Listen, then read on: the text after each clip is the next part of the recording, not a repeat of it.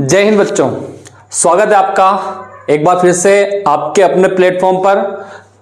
आज हम बात करने वाले हैं intensity of electric field at equatorial position due to electric dipole. Electric dipole जो है उसकी वजह से हमें इक्वेटोरियल पोजीशन पे इलेक्ट्रिक फील्ड इंटेंसिटी फाइंड करना है। ठीक है, प्रीवियस जो डेरिवेशन था उसमें क्या किया था आपने, जो आपका इलेक्ट्रिक फील्ड इंटेंसिटी आपने फाइंड की थी वो आपने एक्सियल पोजीशन में की थी, दोनों को ज्वाइन करने वाली लाइन के अलोंग, है ना। दोनों जो चार्जेस है माइनस क्यू और प्लस क्यू, दोनों चार्जेस को ज्वाइन करने वाली लाइन के अलोंग, या तो आपने इधर निकाला था फिर इधर निकाला था। ठीक है, तो वो एक्सिस पे हमने फाइंड किया था। लेकिन अब एक्सिस से फाइंड नहीं करना है, आपको इक्वेटोरियल पोजीशन फाइंड करना है। इसी का एक और नाम है ब्रॉड साइड ऑन पोजीशन, है ना। इसी को हम क्या बोल देते हैं, ब्रॉड साइड ऑन पोजीशन। ये नाम भी अपने को अच्छे से याद होना चाहिए। और एक सिंपलेस्ट जो नेम इसका है वो है को एक्सियल पोजीशन। एक था एक्सियल पोजीशन और ये है को एक्सियल पोजीशन। तो तीनों नाम मैंने आपको बता दिए, तीनों अपने को याद होना चाहिए। ठीक है, तो स्टार्ट करते हैं। देखिए, एक नेगेटिव और एक पॉजिटिव चार्ज है। पॉजिटिव चार्ज ए पर रखा है और नेगेटिव चार्ज बी पर रखा है। दोनों के बीच की जो डिस्टेंस है वो है 2a, और इनका जो मिडिल पॉइंट है, सेंटर पॉइंट है ना, दोनों चार्जेस का सेंटर पॉइंट, उस सेंटर पॉइंट से OB की डिस्टेंस a है और OA की डिस्टेंस a है। दोनों को हमने डिवाइड कर दिया a और a में। इनके सेंटर पॉइंट से r डिस्टेंस पर पॉइंट P है जो इक्वेटोरियल पोजीशन में है या कोएक्सियल पोजीशन में है, पॉइंट P। ठीक है, इस पर हम कंसीडर करते हैं कि सपोज कर लेते हैं इस पर Q नोट चार्ज रखा हुआ है ना। Q नोट चार्ज जो है टेस्ट चार्ज है, टेस्ट चार्ज इसको बोलते हैं, टेस्ट पॉजिटिव चार्ज। ठीक है, इसके बारे में हमने पहले डिस्कस किया है, टेस्ट पॉजिटिव चार्ज क्या होता है। ठीक है, तो सबसे पहले जो है हमको इंटेंसिटी फाइंड करनी है। तो सबसे पहले हमको क्या करना पड़ेगा, पॉजिटिव प्लस क्यू से, पॉजिटिव प्लस क्यू और क्यू नोट चार्ज, इन दोनों के बीच में क्या रहेगा, रिपल्सिव फोर्स लगेगा, यानी कि intensity of electric field outward direction मिलेगी। तो आउटवर्ड मिलेगी यानी कि E1 जो होगा इसकी इंटेंसिटी ऑफ इलेक्ट्रिक फील्ड हो गई। ठीक है, दोनों के बीच में फोर्स लगेगा, रिपल्सिव फोर्स, तो ये इसको रिपेल कर देगा इस तरफ। ठीक है, क्यू नोट को कार्य करेगा, रिपेल करेगा बाहर की तरफ, तो E1 हो गया। ऐसे माइनस क्यू चार्ज क्या करेगा, क्यू नोट को अपनी तरफ अट्रैक्ट करेगा। जब ये अट्रैक्ट करेगा तो इंटेंसिटी ऑफ इलेक्ट्रिक फील्ड का नाम दे देंगे E2, और ये हो जाएगा E1 और E2 हो जाएगा, है ना। ये अपवर्ड डायरेक्शन हो जाएगा, सॉरी ये वाला अपवर्ड में हो जाएगा और ये वाला हो जाएगा इनवर्ड डायरेक्शन में। ठीक है, चलिए सबसे पहले हम निकालते हैं पॉजिटिव प्लस क्यू की वजह से इंटेंसिटी ऑफ इलेक्ट्रिक फील्ड। देखिए, intensity of electric field at point P due to charge plus Q P। ठीक है, प्लस क्यू पॉजिटिव चार्ज की वजह से पॉइंट P पर क्या इंटेंसिटी होगी, तो इंटेंसिटी ऑफ इलेक्ट्रिक फील्ड का फॉर्मूला होता है यहाँ पे प्लस क्यू की वजह से है E1, तो E1 equals to 1/4 pi epsilon not K Q by distance का स्क्वायर, डिस्टेंस यानी कि AP का स्क्वायर। ठीक है, ऐसे ही similarly due to positive similarly due to charge minus Q B. अब माइनस क्यू चार्ज की वजह से कितनी इंटेंसिटी होगी, तो E2 होगी। कितनी होगी, E2 का फॉर्मूला क्या बनेगा, तो E2 equals to 1/4 pi epsilon not K आप लगा सकते हो यहाँ पे, बाद में हम वैल्यू 1 कर देंगे, Q बाई डिस्टेंस का स्क्वायर, डिस्टेंस क्या है BP का स्क्वायर। ठीक है, देखिए इंटेंसिटी का फॉर्मूला वही है जो हमने पहले यूज किया था। अब करना क्या होगा कि AP स्क्वायर और BP स्क्वायर, इनकी वैल्यूज अपने को फाइंड करना है। ठीक है, तो इनकी वैल्यूज हम कैसे निकालेंगे, इनकी वैल्यू हम डायग्राम पे आएंगे। तो डायग्राम पे आप देखोगे जो यहाँ पे एक आपको राइट एंगल ट्राइंगल दिख रहा है AOP राइट एंगल ट्राइंगल है, इसमें यहाँ पे एंगल थीटा है। ठीक है, तो थीटा एंगल के सामने आपका परपेंडिकुलर हो जाता है ये हाइपोटेनस और ये बेस। ठीक है, तो AP square equals to OP square plus OA square. OP square की value R square plus A square, यानी कि जो आपका ये वाली जो वैल्यू AP ये किसके बराबर है, R square plus A square के। ठीक है, पाइथागोरस थ्योरम हमने यहाँ पे लगा दी। ठीक है, और सिर्फ अगर आपको AP की वैल्यू निकालनी है तो AP की वैल्यू आएगी रूट में। ठीक है, तो जो AP की वैल्यू होगी किसकी, BP। सेम डिस्टेंस पर पॉइंट P जो है वो पॉजिटिव Q और नेगेटिव Q से सेम डिस्टेंस पे, इसका मतलब ये हुआ कि ये वाली जो आपकी साइड है, ये वाली जो साइड है वो हो जाएगी आपकी R square plus A square root के अंदर। ठीक है, तो हम AP स्क्वायर की वैल्यू रख देते हैं, AP स्क्वायर की वैल्यू, तो AP स्क्वायर की वैल्यू है R square plus A square. तो यहां से E1 का जो फॉर्मूला आएगा वो आएगा 1/4 pi epsilon not K Q by R square plus A square. ये हो गया question number first. Similarly BP square की वैल्यू हम यहां से पुट कर देते हैं, तो जो एपी स्क्वायर की वैल्यू वही किसकी है, वही बीपी स्क्वायर की वैल्यू भी है। तो बीपी स्क्वायर का फॉर्मूला क्या बनेगा, E2 equals to 1/4 pi epsilon not K Q by इसका वैल्यू हो जाएगी R square plus A square. ये वो इक्वेशन नंबर सेकेंड। ठीक है, तो equation number first, equation number second.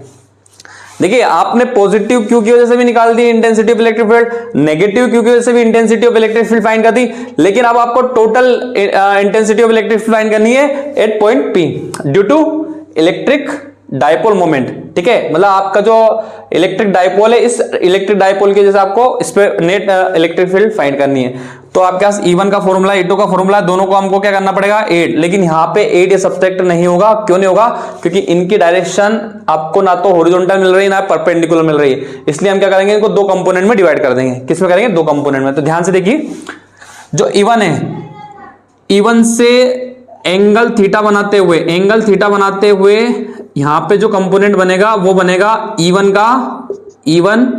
cos theta. ठीक है, ये आपने वेक्टर में पढ़ा होगा, कंपोनेंट में डिवाइड करना। इसके अलावा आपने प्रोजेक्टाइल मोशन पढ़ा होगा, उसमें भी हम क्या करते हैं, यू वेलोसिटी से किसी ऑब्जेक्ट को थ्रो करते हैं तो उसका एक हॉरिजॉन्टल कंपोनेंट हो जाता है, एक वर्टिकल कंपोनेंट हो जाता है। हॉरिजॉन्टल जो थीटा एंगल से रहता है उसको हम cos थीटा बोलते हैं, और वर्टिकल जो रहता है वो sin थीटा होता है। इसी तरह से थीटा एंगल पे हो जाएगा E1 cos थीटा, और दूसरा बनेगा E1 का ही दूसरा component E1 sin theta. E1 sin theta, थोड़ा सा इसको, ये पॉइंट P है और इस पर कौन सा चार्ज रखा हुआ है, यहाँ पे Q0 चार्ज रखा हुआ है। ठीक है, इसी तरीके से E2 को भी दो कंपोनेंट में डिवाइड कर दें, तो E2 को जब हम हॉरिजॉन्टल में डिवाइड करेंगे थीटा एंगल बनाते हुए, तो इसी को नाम दे देंगे E2 cos थीटा, और वर्टिकल हो जाएगा आपका E2 sin theta, E2 sin theta. ठीक है, तो आपके पास E1 का वर्टिकल, E1 का हॉरिजॉन्टल, इस E2 का हॉरिजॉन्टल और इस E2 का वर्टिकल। ठीक है, तो देखिए वर्टिकल कंपोनेंट जो E1 है और E2 है, इनकी वैल्यू बिल्कुल सेम है। E1 की जो वैल्यू है सेम वैल्यू किसकी है, E2 की।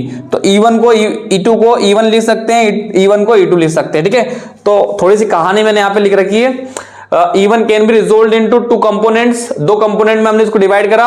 Horizontal component E1 cos theta, ये आपका E1 cos थीटा है, और vertical component E1 sin theta, vertical component E1 sin theta. Similarly E2 can be resolve into two components, एक horizontal component E2 cos theta और vertical E2 sin theta. ठीक है, तो जो हॉरिजॉन्टल है cos है, और वर्टिकल sin है। ठीक है, ये दो कंपोनेंट हो गए, इसके भी दो कंपोनेंट हो गए। ठीक है, अब देखिए vertical component cancel each other. Why they are cancel each other, because they are same in magnitude but opposite in direction. दोनों क्या है, मैग्नीट्यूड सेम है लेकिन उनकी डायरेक्शन क्या है, अपोजिट। ठीक है, ये डायरेक्शन, एक की डायरेक्शन ऊपर है, एक की डायरेक्शन नीचे है, तो एक दूसरे से क्या हो जाएगा, कैंसिल हो जाएंगे। और एट कौन हो जाएंगे, एट हो जाएंगे E1 cos थीटा और E2 cos थीटा। ठीक है, E1 cos थीटा और E2 cos थीटा क्या कर देंगे, एट कर देंगे। ठीक है, तो यहां पे जाके अपनी कहानी से जो अपने को resultant intensity of electric field मिलेगी, मैं इसको थोड़ा सा रफ कर देता हूं। ठीक है,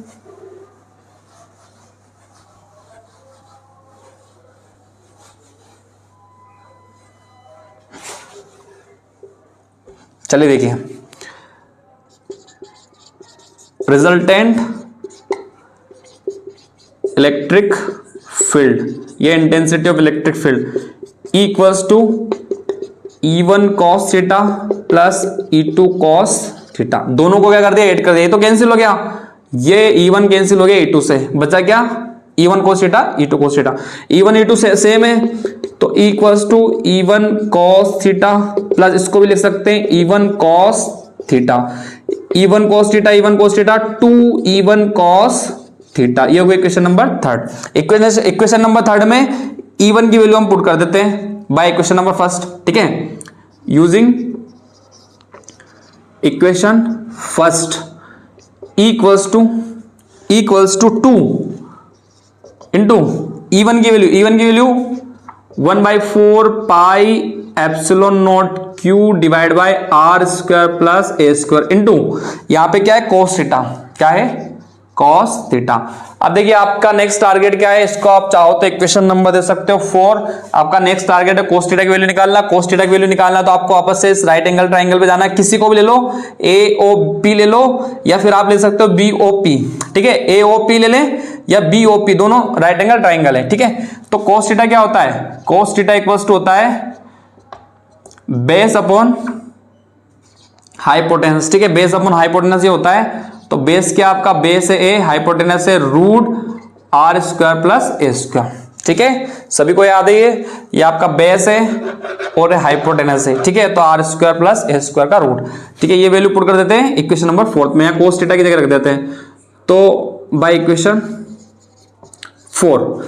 4 है ये, E equals to 2 divide by 4 pi epsilon not K, Q है ऊपर, डिवाइड में क्या है r² प्लस a² है, इंटू में cos थीटा की जगह क्या रखना है, ये वैल्यू रख देनी है a divide by √r² plus a², ठीक है।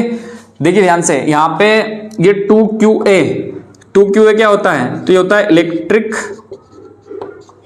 Dipole moment. Electric dipole moment का फॉर्मूला होता है P equals to Q into 2A, P equals to Q into 2A, तो Q इंटू 2A दिख रहा है आपको, Q इंटू 2A, इसकी जगह रख सकते हैं P, और ये वैल्यू देखना आप यहाँ पे, इसकी होल पावर कितनी, होल पावर 1 है, इसकी होल पावर कितनी 1/2, रूट के अंदर होता है उसका मतलब उसकी पावर होती है 1/2, तो पावर 1 और पावर हाफ, इसकी 1 पावर इसकी हाफ पावर, तो 1.5 को क्या लिखते हैं 3/2, ठीक है। तो E equals to 1/4 pi epsilon not K, ये हो गया आपका P, ठीक है, ये 2QA, इसको इलेक्ट्रिक डाइपोल बोल दिया हमने, तो इलेक्ट्रिक डाइपोल की जगह हम क्या रख सकते हैं, इसकी जगह रख दिया P, इसकी वैल्यू, इसकी जो वैल्यू है वो जाएगी r² प्लस a² की होल पावर 3/2, ठीक है, 3/2। अगर किसी को 3/2 समझ में नहीं आए तो वो जरूर कमेंट करना, तो उसको मैं फिर एक्सप्लेन कर दूंगा 3/2 कैसा है, बाकी तो आपको आता ही होगा, ठीक है। चलिए नेक्स्ट स्टेप ये है कि k इक्वल्स टू तो हम 1 कर देते हैं, k इक्वल्स टू क्या हो जाएगा 1, k इक्वल्स टू क्या कर दिया 1, किसके लिए, फॉर एयर और वैक्यूम, एयर और वैक्यूम के लिए k इक्वल्स टू क्या होता है 1 होता है। उसके बाद बात करते हैं यहाँ पे, ये आपका एक आंसर तो आ ही गया यहाँ पे ना इंटेंसिटी ऑफ इलेक्ट्रिक फील्ड का, लेकिन इसमें क्या होता है कि अगर आपका इलेक्ट्रिक डाइपोल जो है ये वाला, ये बहुत छोटा हो तो ये P पॉइंट जो है बहुत दूर हो जाएगा, है ना, ये बहुत दूर हो जाएगा, ये अगर स्मॉल हो तो ये क्या हो जाएगा, दूर हो जाएगा, तो R is greater than A, ठीक है। If dipole is very small, dipole हो गया आपका small, then R is greater than A, तो A को हम क्या कर दें, नेग्लेक्ट कर देंगे, A इज नेग्लेक्टेड, ठीक है, इसको नेग्लेक्ट कर दिया, A नेग्लेक्ट कर दिया, तो A को हटा दो, आप किसको हटा दो, A को हटा दो, तो यहां से E equals to 1/4 pi epsilon not, K की वैल्यू क्या हो गई, K की वैल्यू आपने रख दी 1, एयर और वैक्यूम के लिए K1 हो गया, P divide by r², A आपका नेग्लेक्ट कर दिया हमने, तो 3/2 पावर किसकी हो गई, r² की पावर हो गई 3/2, ठीक है, 2 से 2 cancel, E equals to 1/4 pi epsilon naught P divide by r की पावर 3, ठीक है, ये आपका आंसर आ गया न्यूटन पर कूलम में, ठीक है। तो ये आपका आंसर आ गया